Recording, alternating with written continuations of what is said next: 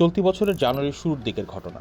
একটি দেশের প্রেসিডেন্টকে সস্ত্রীক তুলে নেওয়ার বা সাধারণ শব্দে অপহরণ করার ঘোষণা দিলেন আরেক দেশের প্রেসিডেন্ট। ঘোষণাটি দম্ভ ভরেই দেওয়া হয়েছিল। বলা হয়েছিল এর মধ্য দিয়ে নাকি আদতে আইনের শাসনই জারি হয়েছে। দ্বিতীয় ঘটনা ফেব্রুয়ারিতে।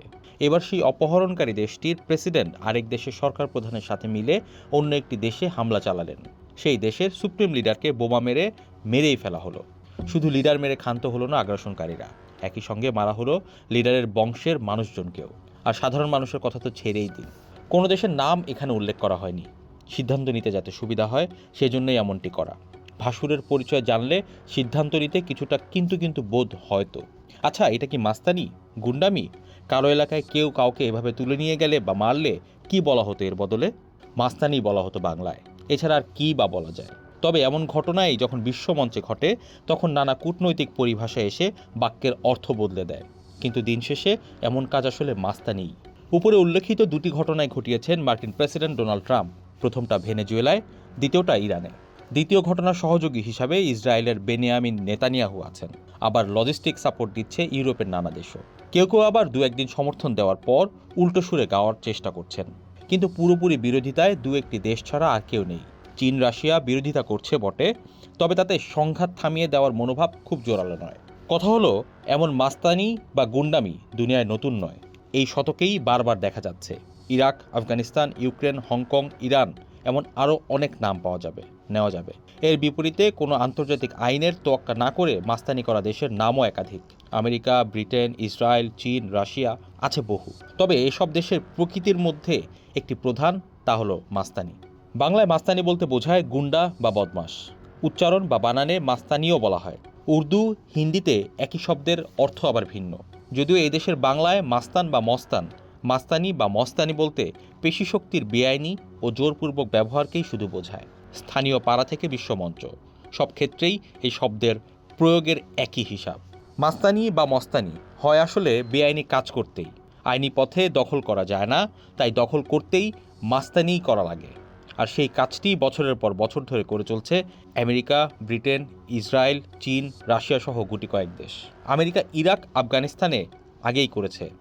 সম্প্রতি মাস্তানি করল ভেনেজুয়েলায় ও ইরানে।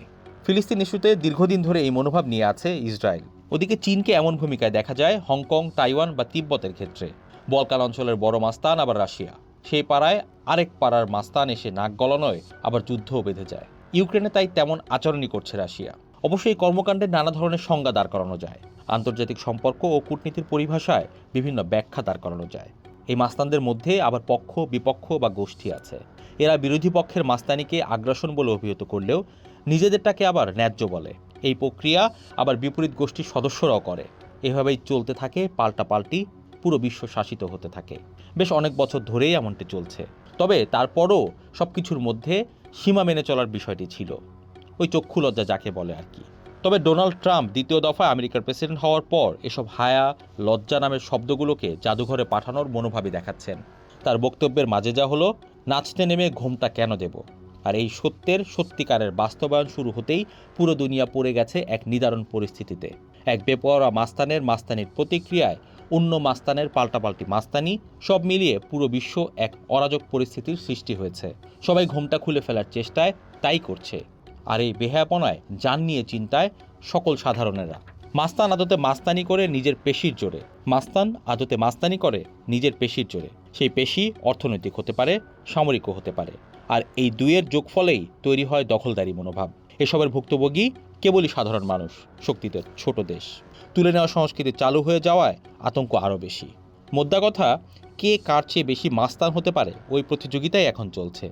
অনেকটা আমাদের দেশের প্রয়াত জনপ্রিয় চিত্রনায়ক মান্নার সিনেমার মতো করে। 2002 সালে এই নায়কের একটি সিনেমা মুক্তি পেয়েছিল, নাম মাস্তানের উপর মাস্তানি।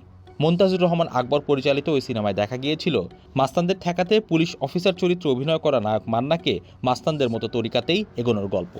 কে কত বেশি মাস্তানি করতে পারে তাই ছিল মুখ্য। অনেকটা মাস্তানির প্রতিযোগিতাই যেন। সমস্যা হলো, রূপালী পর্দায় মাস্তানির প্রতিযোগিতা দেখতে দেখতে গায়ে শিহরণ দিলেও বাস্তবের দুনিয়ায় তা প্রবল আতঙ্কে পরিণত হয়। ট্রাম্প, নেতানিয়াহু, পুতিন বা জিনপিং সবাই মিলে এখন সেটাই করছেন, আরও করবেন নিশ্চয়ই। আমাদের মতো আমজনতার অপেক্ষা তাই আরও বড় গুন্ডার আগমনের। একমাত্র সেই চরিত্রটিই অন্যদের থামানোর কার্যকর চেষ্টাটি করতে পারবেন কিনা।